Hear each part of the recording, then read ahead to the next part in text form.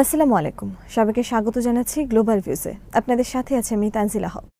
আজ জানাবো আন্তর্জাতিক গণমাধ্যমে আলোচিত সংবাদ ও বিশ্লেষণ।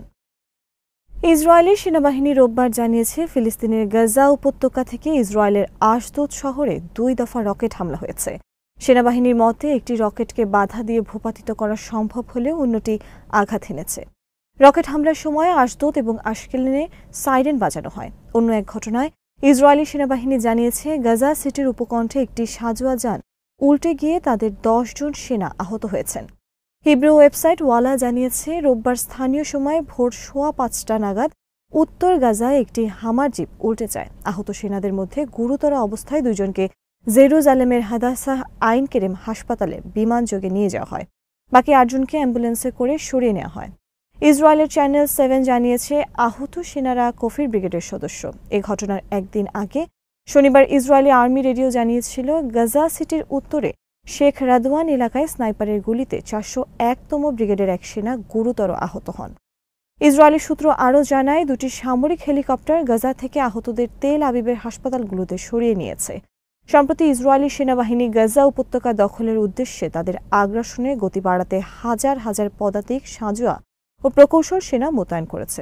এই আগ্রাসনে রোববার আরও 55 ফিলিস্তিনি নিহত হন। 2023 সালের 7 অক্টোবর শুরু হওয়া হামলার এ পর্যন্ত 65,283 জনেরও বেশি ফিলিস্তিনি নিহত হয়েছেন, যাদের অধিকাংশই নারী ও শিশু। হাজার হাজার মানুষ এখনও নিখোঁজ রয়েছেন। আগ্রাসনে জনসংখ্যার একটি বিশাল অংশ বাস্তুচ্যুত হয়েছে। সামরিক হামলার পাশাপাশি ইসরায়েলি অবরোধের কারণে একটি মানব সৃষ্ট দুর্ভিক্ষ সৃষ্টি হয়েছে, যার ফলে শত শত ফিলিস্তিনি মারা গেছেন, যাদের বেশিরভাগই শিশু। আরও লক্ষাধিক ফিলিস্তিনি মৃত্যুর ঝুঁকিতে রয়েছে। কানাডা, যুক্তরাজ্য ও অস্ট্রেলিয়ার পথ ধরে পর্তুগালও ফিলিস্তিন রাষ্ট্রকে আনুষ্ঠানিকভাবে স্বীকৃতি দিয়েছে। রোববার পর্তুগালের পররাষ্ট্রমন্ত্রী পাওলো র্যাঙ্গেল এ সিদ্ধান্তের কথা ঘোষণা করেন। তিনি দ্বিরাষ্ট্রভিত্তিক সমাধানের প্রতি লিসবনের সমর্থন পুনর্ব্যক্ত করেন এবং এটিকে ন্যায্য ও দীর্ঘস্থায়ী শান্তি অর্জনের একমাত্র কার্যকর পথ হিসেবে বর্ণনা করেন। ব্রিটেন, কানাডা ও অস্ট্রেলিয়ার সরকার ফিলিস্তিন রাষ্ট্রকে আনুষ্ঠানিকভাবে স্বীকৃতি দেওয়ার কয়েক ঘণ্টা পর পর্তুগালের এ ঘোষণা আসে। ইসরায়েলি গণমাধ্যম জাতিসংঘের সাধারণ পরিষদের বৈঠকের আগে ঘটা এ ঘটনাকে কূটনৈতিক সুনামি হিসেবে বর্ণনা করেছে। ধারণা করা হচ্ছে শিগগির আরও কয়েকটি দেশ একই ধরনের পদক্ষেপ নেবে। বর্তমানে জাতিসংঘের 193টি সদস্য দেশের প্রায় 3/4 আনুষ্ঠানিকভাবে ফিলিস্তিন রাষ্ট্রকে স্বীকৃতি দিয়েছে। রোববার অস্ট্রেলিয়ার প্রধানমন্ত্রী অ্যান্থনি অ্যালবানিজ ঘোষণা করেন অস্ট্রেলিয়া আনুষ্ঠানিকভাবে ফিলিস্তিন রাষ্ট্রকে স্বীকৃতি দিচ্ছে। এই পদক্ষেপের মাধ্যমে ক্যানবেরা কানাডা ও যুক্তরাজ্যের সঙ্গে সমন্বিতভাবে দ্বিরাষ্ট্রভিত্তিক সমাধানের গতি ফিরিয়ে আনার চেষ্টা করছে। কানাডার প্রধানমন্ত্রী মার্ক কার্নি ঘোষণা করেন কানাডা আনুষ্ঠানিকভাবে ফিলিস্তিন রাষ্ট্রকে স্বীকৃতি দিচ্ছে। এটি দ্বিরাষ্ট্রভিত্তিক সমাধানের সম্ভাবনাকে টিকিয়ে রাখার জন্য একটি সমন্বিত আন্তর্জাতিক প্রচেষ্টার অংশ। যুক্তরাজ্যের প্রধানমন্ত্রী কেয়ার স্টারমারও এদিন ফিলিস্তিনকে যুক্তরাজ্যের স্বীকৃতির বিষয়টি নিশ্চিত করেন।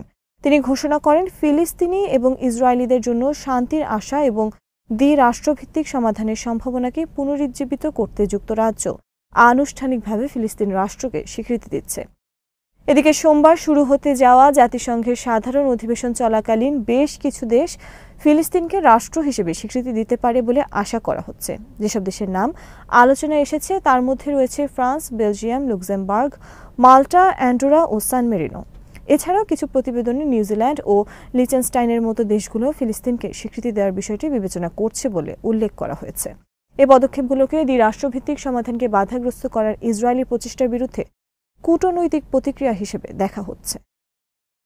ফিলিস্তিন রাষ্ট্রকে আনুষ্ঠানিকভাবে স্বীকৃতি দিয়ে ব্রিটেন, কানাডা, অস্ট্রেলিয়া ও পর্তুগালের সিদ্ধান্তকে স্বাগত জানিয়েছে ফিলিস্তিনি প্রতিরোধ আন্দোলন হামাস ও ফাতাহ। তারা এই পদক্ষেপকে নিজেদের ভূমি ও পবিত্র স্থানগুলোর ওপর ফিলিস্তিনি জনগণের অধিকার এবং পূর্ব জেরুজালেমকে রাজধানী করে একটি স্বাধীন রাষ্ট্র প্রতিষ্ঠার অধিকারের স্বীকৃতি হিসেবে অভিহিত করেছে।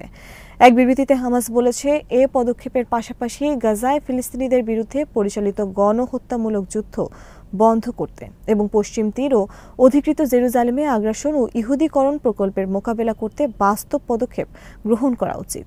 হামাস ইসরায়েলকে একঘরে করা, এর নেতাদের ওপর নিষেধাজ্ঞা আরোপ এবং মানবতা বিরোধী অপরাধের জন্য তাদের জবাবদিহির আওতায় আনতে আন্তর্জাতিক সম্প্রদায় এবং জাতিসংঘের প্রতি আহ্বান জানিয়েছে।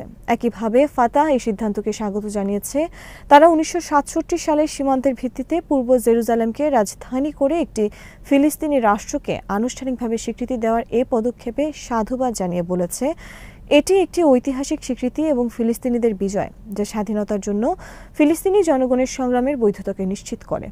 অন্যান্য রাষ্ট্রগুলোকেও এই পদক্ষেপ অনুসরণ করে ফিলিস্তিনি জনগণের রাষ্ট্র গঠনের বৈধ আকাঙ্ক্ষার প্রতি সমর্থন জানানোর আহ্বান জানিয়েছে সংগঠনটি। ইসরায়েলি চ্যানেল 12-এ রোববার প্রচারিত এক প্রতিবেদনে বলা হয়েছে, সৌদি আরব ইসরায়েলকে একটি গোপন বার্তা পাঠিয়েছে। এতে সতর্ক করা হয়েছে, জর্ডান উপত্যকা সহ অধিকৃত পশ্চিম তীরের যে কোনো ভূখণ্ড দখল করার পদক্ষেপ নিলে আরব রাষ্ট্রগুলোর সঙ্গে ইসরায়েলের স্বাভাবিকীকরণ প্রক্রিয়া বন্ধ হয়ে যাবে এবং তথাকথিত আব্রাহাম চুক্তি প্রভাবিত হতে পারে। চ্যানেলটি জানিয়েছে, অত্যন্ত সংবেদনশীল এই বার্তায় আরও সতর্ক করা হয়েছে, ভূখণ্ড দখলের ফলে আকাশসীমা বন্ধ করে দেওয়ার মতো অর্থনৈতিক পদক্ষেপ নেওয়া হতে পারে। ইসরায়েলের রাষ্ট্রীয় সম্প্রচার মাধ্যম কান 11 প্রধানমন্ত্রী বেঞ্জামিন নেতানিয়াহুর ঘনিষ্ঠ এক সূত্রের বরাতে জানিয়েছে, জর্ডান উপত্যকায় সার্বভৌমত্ব প্রয়োগের বিষয়টি মার্কিন প্রেসিডেন্ট ডোনাল্ড ট্রাম্পের সঙ্গে আলোচনা করা হবে। চ্যানেলগুলো কূটনৈতিক সূত্রের বরাতে বলেছে, মার্কিন পররাষ্ট্রমন্ত্রী মার্কো রুবিও সম্প্রতি তার সফরের সময় এই বিষয়ে এগিয়ে যাওয়ার জন্য সবুজ সংকেত দিয়েছেন এবং নেতানিয়াহু ও ট্রাম্পের বৈঠকের পর চূড়ান্ত সিদ্ধান্ত আসতে পারে। চ্যানেল 12 জানিয়েছে, সিনিয়র ইউরোপীয় কর্মকর্তারা তাদের ইসরায়েলি প্রতিপক্ষদের সতর্ক করেছেন, ফিলিস্তিন রাষ্ট্রকে ক্রমবর্ধমান স্বীকৃতির মধ্যে ভূমি দখলের যে কোনো প্রচেষ্টা মধ্যপ্রাচ্যের শান্তি চুক্তিগুলো ধ্বংস করে দিতে পারে। সৌদি আরবের এই সতর্কবার্তা এমন এক সময় এসেছে যখন বেশ কয়েকটি পশ্চিমা দেশের ফিলিস্তিন রাষ্ট্রকে আনুষ্ঠানিক স্বীকৃতি দেওয়ার প্রেক্ষাপটে যে কোনো ভূখণ্ড দখলের পদক্ষেপ ইসরায়েলকে কূটনৈতিকভাবে কোণঠাসা করেছে। এর আগে রয়টার্স জানায়, আবুধাবির অভ্যন্তরীণ আলোচনা সম্পর্কে অবহিত 3 জন ব্যক্তি তাদের জানিয়েছেন, যদি নেতানিয়াহুর সরকার অধিকৃত পশ্চিম তীরের পুরোটা বা কিছু অংশ দখল করার প্রক্রিয়া এগিয়ে নেয়, তাহলে সংযুক্ত আরব আমিরাত ইসরায়েলের সঙ্গে তাদের সম্পর্ক অবনমনের কথা বিবেচনা করছে। সংযুক্ত আরব আমিরাত হল কয়েকটি আরব রাষ্ট্রের একটি, যারা ইসরায়েলের সঙ্গে সম্পর্ক স্বাভাবিক করেছে। সূত্রগুলো ইঙ্গিত দিয়েছে, যদিও সম্পূর্ণরূপে সম্পর্ক ছিন্ন করার বিষয়টি বিবেচনা করা হচ্ছে না, তবে আব্রাহাম চুক্তিতে উপনীত দেশগুলোর রাষ্ট্রদূত প্রত্যাহার করার মতো পদক্ষেপ আলোচনায় রয়েছে।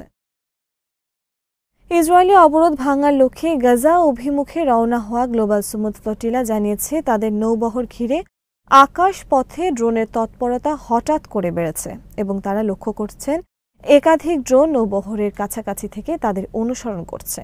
তবে ড্রোনগুলোর উৎস এখনও চিহ্নিত করা যায়নি। ফ্লোটিলা জানিয়েছে, এই ঘটনা গুরুতর নিরাপত্তা উদ্বেগ তৈরি করেছে। এর আয়োজকরা পরিস্থিতি সক্রিয়ভাবে পর্যবেক্ষণ করছেন, জাহাজে থাকা প্রত্যেকের নিরাপত্তার বিষয়টি অগ্রাধিকার দিচ্ছেন এবং এসব ঘটনা নথিভুক্ত ও মূল্যায়ন করার জন্য অংশীদারদের সঙ্গে সমন্বয় করছেন। তারা জানিয়েছেন, অবরুদ্ধ ফিলিস্তিনি ভূখণ্ডে পৌঁছাতে ফ্লোটিলার প্রায় 1 সপ্তাহ সময় লাগতে পারে। শনিবার মোট 44টি জাহাজ ইতালির বন্দর থেকে যাত্রা শুরু করে এবং আরও 6টি নৌযান বর্তমানে গ্রিসে নোঙর করা আছে, যা শিগগিরই এ নৌবহরে যোগ দেবে। গত 9 সেপ্টেম্বর বহরভুক্ত পর্তুগালের পতাকাবাহী জাহাজ ফ্যামিলি বোটে একটি ইসরায়েলি ড্রোন আঘাত হানে, যার ফলে আগুন ধরে যায়। তবে আগুন দ্রুত নিয়ন্ত্রণে আনা সম্ভব হয়। পরের দিন ফ্লোটিলার সবচেয়ে বড় জাহাজ ব্রিটিশ পতাকাবাহী আলমা ও একই ধরনের হামলার শিকার হয়, যদিও এতে কোনো হতাহতের খবর পাওয়া যায়নি। এর আগেও একই ধরনের ঘটনা ঘটেছে।